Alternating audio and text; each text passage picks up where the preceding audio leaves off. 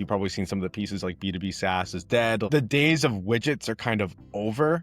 With B2B SaaS, we're really getting into the white glove service with an interface. Now it's execution and expertise backed by a good UI UX experience that's really going to drive sales at the end of the day. When you're solving a very, very niche problem, understanding the frictions around that problem is more important than understanding the problem of itself. So really, like, getting to that table was not going in going, I'm going to pitch you this amazing product and software that's going to solve everything. It was going in and going, tell me your problems and I will tell you if I can help you. If I can't help you, I'm just not going to bother you anymore. If you're putting out content that shows that you obsess over the details, but you're very human and approachable at the same time, it just screams like high performer and knows what you're doing. And I think that's the content that really resonates. Hi, Mikey. Thank you very much for joining us today on the podcast. Can you tell us a little bit about yourself and what you do at Scrapp? Sure. So, Chris, thank you for having me first and foremost. But I'm Mikey. I'm basically, to describe my role, I like to call myself a waste accountant. So, anything associated with solid waste management, recycling, packaging design, and how that turns into waste and how it plays into it, that's really the scope of my job. I'm one of the co-founders at Scrap. There are four of us that are co-founders at the company who are technical, and then I'm on the semi-commercial side with my other co-founder, Evan, and we do everything related to Scrap. I do all sustainability side. And really, our job is just to look around solid waste management, how to make it better and make things more efficient. So, from what it sounds like, Scrap started as like a dorm room idea, and it's kind of grown into this platform now, working with businesses, brands, municipalities. What's been the sort of biggest turning point in that journey from all the way back at uni? Yeah, so I don't want to say we're the masters of the pivot, but we pivot a lot. Like it's like as much as a basketball player would, we pivot. Not to say we've given up on ideas, but like when it started with the dorm room project, we went to the fifth most sustainable university in the United States, which was the University of New Hampshire. And they're a platinum rated top 5. Like only like 10 schools to this day have received that distinction. They were still getting an F on their waste score every year. And if the top 5 is failing something, like if you found out the best basketball player in the world couldn't hit a half court shot, you'd realize it's hard. So we realized, okay, if that's going to be the issue here, there's got to be something larger at play. So basically we're dumpster diving, not for anything in particular, but looking like, okay, what are people throwing away? What's causing this? And as we did that, we realized like there's a big issue around what people are throwing away. Are they throwing the right things away into the recycling bin? Submitted it for an idea competition, lost that idea competition on campus, but then we're invited to the United States EPA, which is, I think, DEFRA is kind of your equivalent in the UK, basically saying that, hey, this is a fantastic idea. We'd love to have you come and present to the director of the EPA. So we presented the idea alongside like Fortune 100 companies that have multiple billions of dollars of revenue. And then it was at the time 3 guys and a sign. So at that point, we were like, okay, I guess this is kind of a serious thing for us to pursue. We started at like the bin level, and I'm happy to talk a little bit later about how like we like changed direction and really like molded the company in that way. But yeah, really just a dorm room project starting to try and find out what to do about solid waste management. Well, yeah, tell me a little bit more about the pivots then. Yeah, so we started as a smart bin idea, and smart bins are a great approach.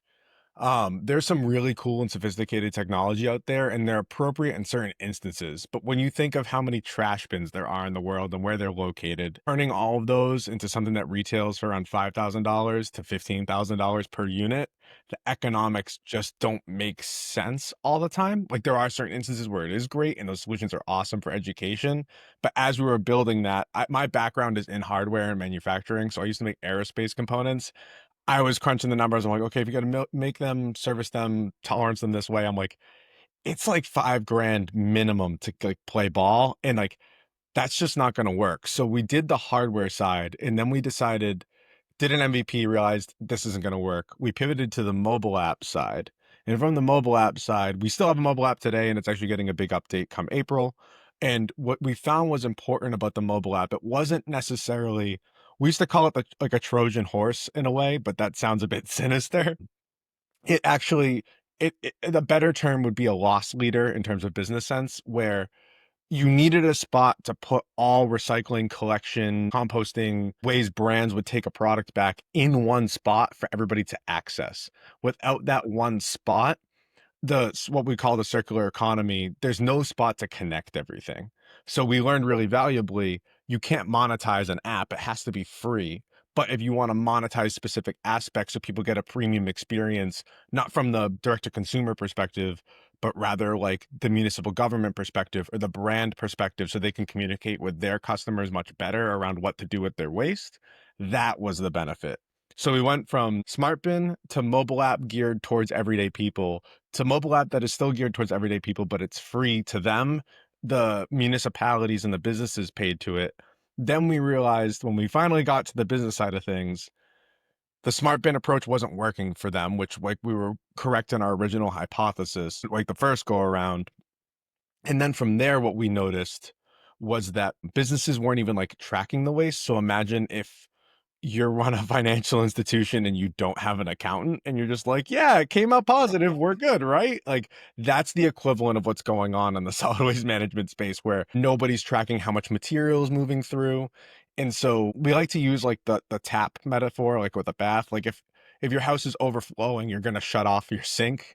You're not gonna just keep grabbing a bucket and then like shoveling it out of the house, like just shut off the sink. So we now help businesses a lot identify that their recycling programs are effective. And we do this at the community level as well, but also look at where the sources of waste are coming from to really evaluate, okay, could we just swap it and then cut off the waste at the source so we can just divert a lot more from going to landfill and get it to recycled material or compostable material, whatever it might be.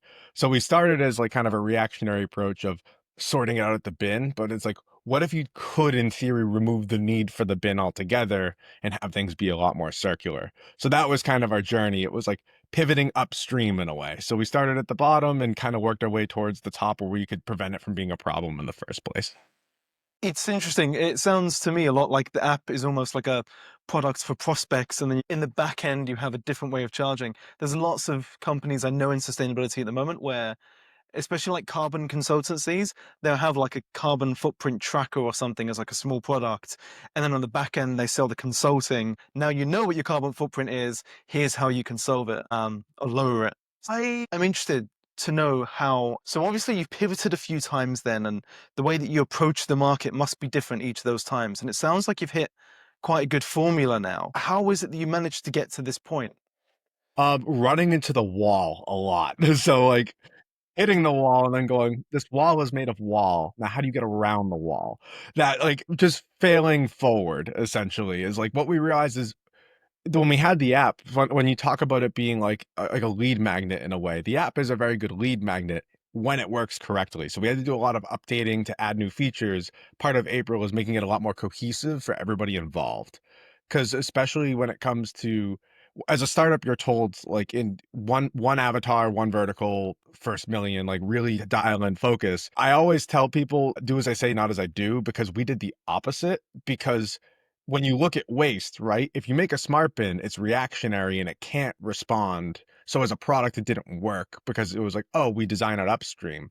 But you need to know what happens downstream to tell brands what to do upstream. So we had to take the ecosystem approach. I would never recommend it. It's just by the way we navigate it as a company.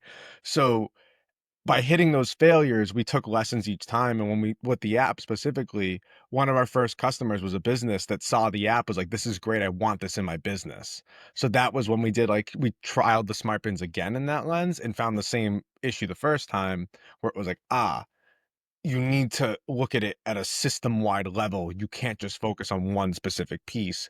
Obviously, those specific pieces are important, but out of context, they don't make the most sense. So, through those pivots and really overcoming like just those failures, that's kind of how we navigated through. And even just like, I'm speaking a lot from the technology perspective, but from the sales perspective, correctly prospecting, finding the right leads, who to target in an organization. With waste, it's difficult because and this is true for greater sustainability at the same time, because one of our customers, we interface directly with the director of ESG. For another one of our customers, we're talking to their packaging engineering team. For another customer, all the same product, the same service, we're talking to packaging and product teams. sustainability and ESG teams, some facilities teams, some for more like our stadium vertical, like we're talking to like fan engagement, fan experience. So sustainability is in a very weird area right now where like I think the best way we grew through it was one, founder-led sales model has been essential. Ev kills it on that front. But the second piece is that like really talking to your customers and finding the common threads because it might not be the same exact like profile from a sales perspective in terms of position description or position title. And it's even vertical, like a sushi company and an energy company should not have the same exact like problem when you would think about it in that way. But they do when it comes to waste because waste is ubiquitous in that way. And I think sustainability is ubiquitous in that way at the same time. So I think really understanding and really asking the questions to dial down on what the friction is and what the problem is for your customer, that was what really led us to success in terms of getting closer to product market fit and then also just profiling and getting more qualified leads in front of us and not having the wrong conversation. There's a couple of threads I want to pull on there. There's so many companies where even the sustainability function sits in different places. For some, it sits under HR, for some, it's under marketing, for some, it's under finance. And so you have to find where they are and almost tailor the messaging to them. Obviously, you have so many different, I guess, different roles, different functions you can go into. What's worked best for you in terms of getting in front of those people? Mm. Honest, like I think for us, a warm intro is gold first. Like that, I think that just goes without saying, That's a cheat regardless. code. Anyone can say that. Yeah, that's one, like, just full transparency. Second would be really I would say really understanding where that person is coming from or where that organization is coming from, because I can sell the same exact thing, but have a 2 completely different sales pitches. Whether it's a beauty and cosmetics company, the issue for them was SKU proliferation, which that's logistics terms for they have, say you have this flavor of Gatorade, for example. Each flavor has a different barcode. They might have the same packaging, but there's 15 different SKUs for the same thing. And every time the size is different, each SKU is different.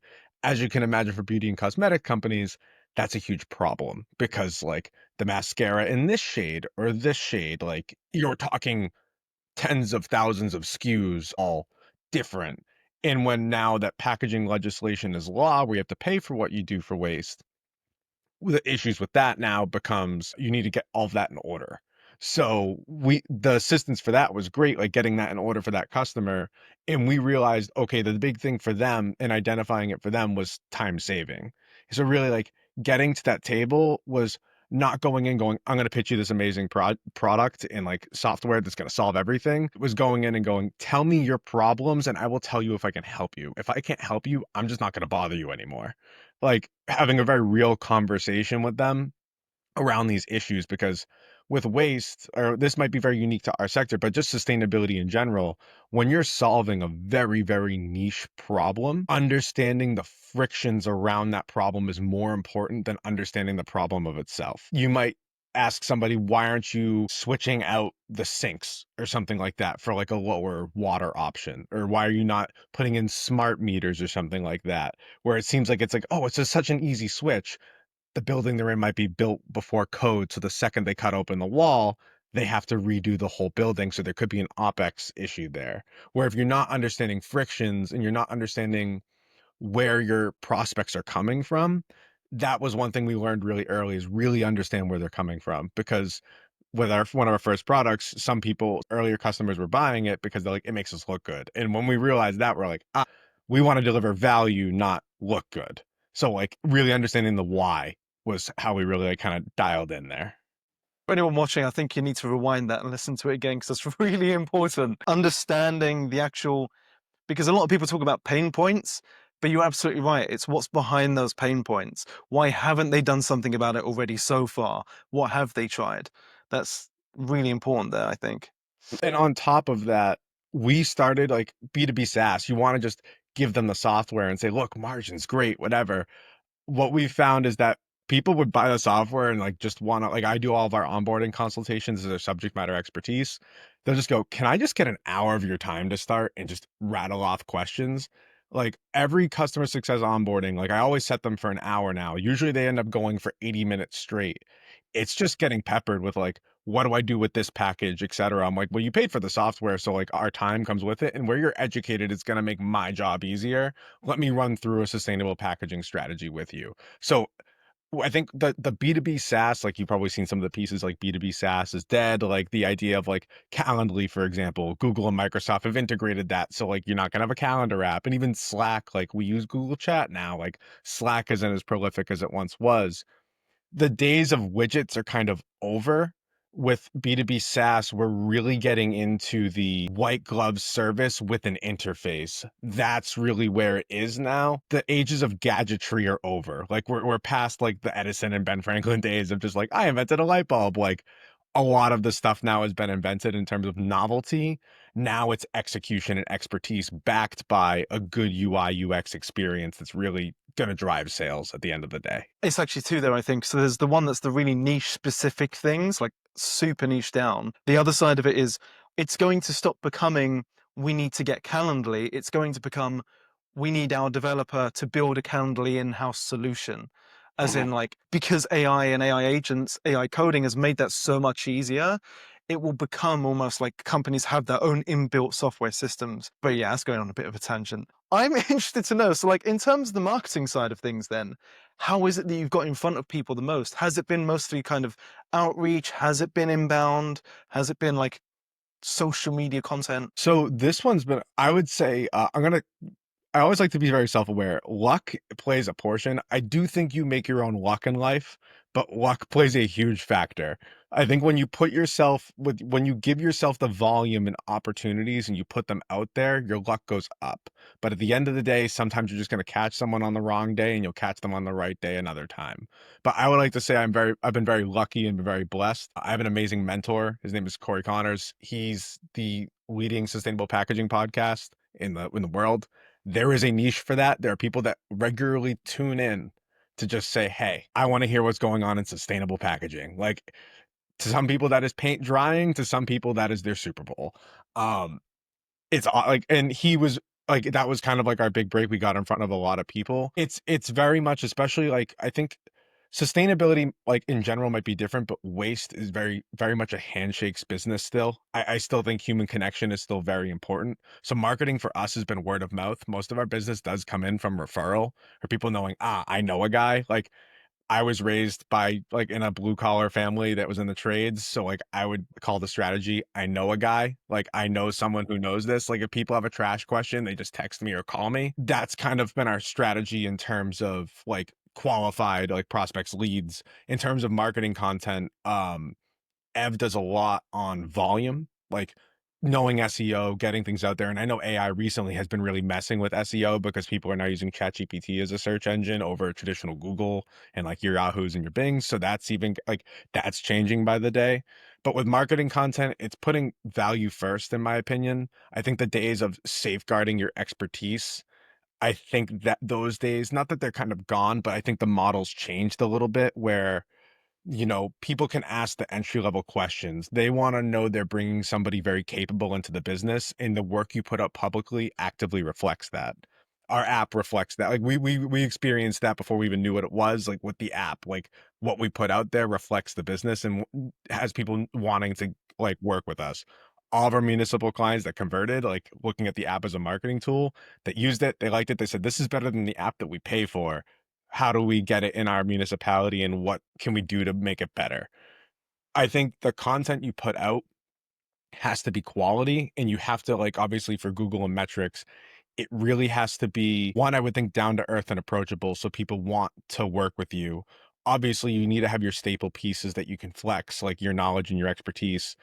In the past 3 months, I have written two 50+ page reports, one on the state of zero waste and one on a plastic audit.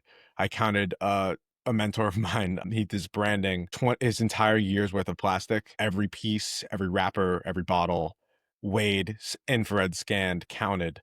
Not many people are willing to do that. And if you're gonna obsess over the details, like Mr. Beast and Stephen Bartlett did an amazing like stint on like obsessing over the details, that's the kind of people want to bring in their business. So if you're putting out content that shows that you obsess over the details, but you're very human and approachable at the same time, it just screams like high performer and knows what you're doing. And I think that's the content that really resonates.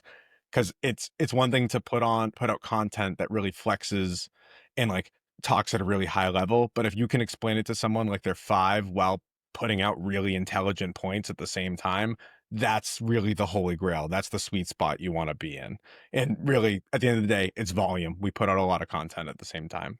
There is a lot of luck involved. You can increase your surface area for luck. And I don't know who I heard that from, where the more you do, the more surface area you have for that luck to appear.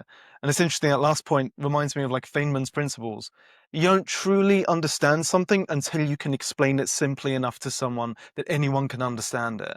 I think, and I know people feel like if you sit there and dumb things down for social media, then it makes you sound less intelligent, but actually it doesn't. It's the opposite way around.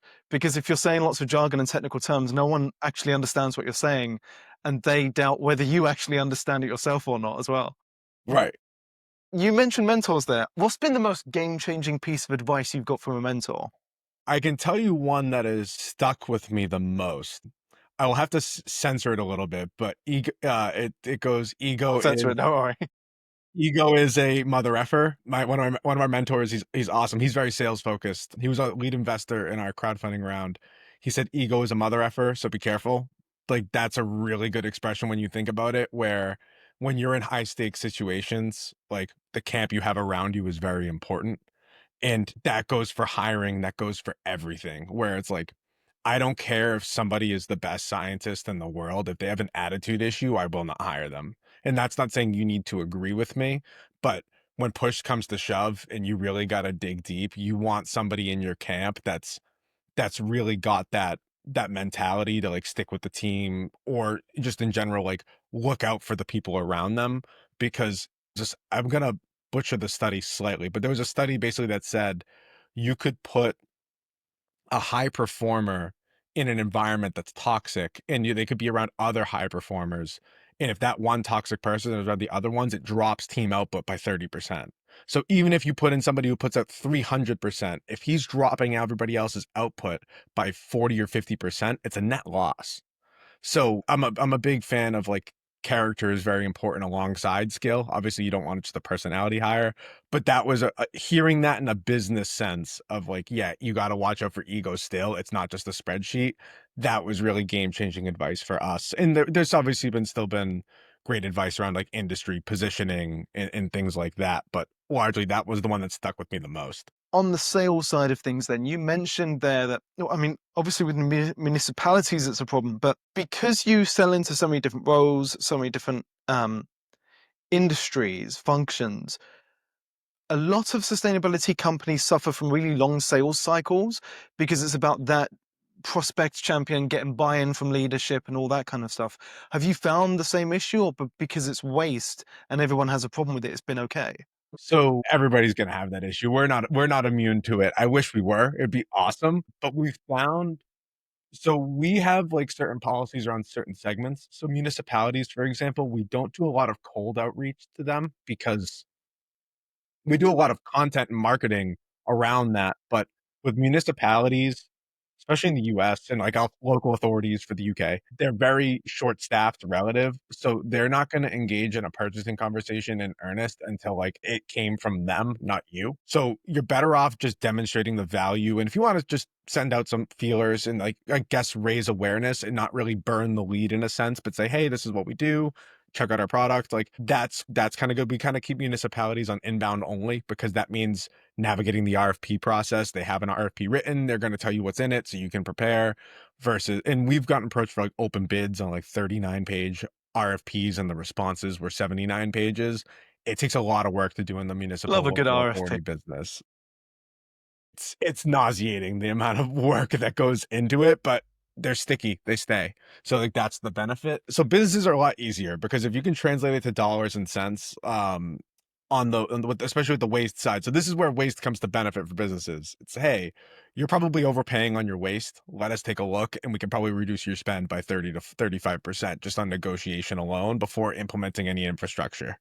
And one thing we've found is better is that a lot of companies have a lot of fatigue. So what happens in the sales cycle we're finding is they don't want to have change. They don't want that friction. So what really shortens the lead time is like, how about we just do an assessment first, see where it lies? Not going to be over leveraged on cash or like really sunk cost fallacy. Let's just see what's where first. And then let's set some KPIs. If we find the right things, then let's renegotiate and move forward. Getting your foot in the door is a little bit easier that way, we found. And every organization is going to be different. They have different purchasing cycles. They have different times of year. We've actually found the best times to engage are end of year, not to close a sale necessarily, but engage prospects, because a lot of people don't actually reach out at that time because like they're only engaging the prospects that they have deep in the funnel that they're trying to close. Where if you're initiating a newer conversation, you're just saying, hey, top of mind, check this out. Our average lead time to close is around 6 to 9 months, just because you have to move through different departments. But by reaching out at the end of year where it's like, look, no, like the pressure's off a little bit. And it's like, look, if you want to close before the end of year, we'll lock you in at this year's pricing, and you can sign now, pay later. That's a strategy we use, not as like a gimmick necessarily, but just like, hey, if you want to just commit now and you're not going to free up till April, that's fine. That's an approach we've used to shorten lead times, where if we get it under contract, pen and paper, and they just need to pay when the cycle works for them, that's something we're okay with, because as software, it's not like we're spinning up like trucks and loaders and everything where we have to eat a lot of OpEx. We have that flexibility. If you had unlimited resources tomorrow, what's the first thing you'd fix in the business and why? Ooh. Well, unlimited resources. I'd love to pay myself a little more. As an entrepreneur who loves their job, I do pay myself less than I should, which all the team for that matter, not just myself. But like vanity aside on that, if I had unlimited resources, that's a good one. So we rely a lot on data. If I can, I'll do one hire and then like one like software expansion. One hire, I would love somebody who is either seasoned in the solid waste management space that just knows their like has a network that they know their way around. Because I know what we're building is of value, but knowing how to navigate, especially like legacy organizations, you just got to know the right person who's got the juice at the end of the day. Like someone who knows that is like, that would be for sure one. On the software side, we code a lot. We have a lot on our software platform and a lot of things to manage. So anybody who's capable on that front, AI side of things is great. We're a little bit hesitant on the AI on the front end, specifically for like the user experience, because that adds a lot of unknown cost, but a little bit more AI on the back end to make our team a little bit more efficient or give us more hands to get stuff done. Absolutely. That would be one. And I think the third, I think our marketing is pretty good, but like being able to run ads or reach the right people or really like understand even more about how to navigate to those key decision makers, anything like that is worth its weight in gold and usually has a really good ROI. So if, those would be my top three across different departments. Like if I had the bankroll, that's what I would do. And then my final question for you, Mikey, is if you had one piece of advice for another sustainability company, what would it be?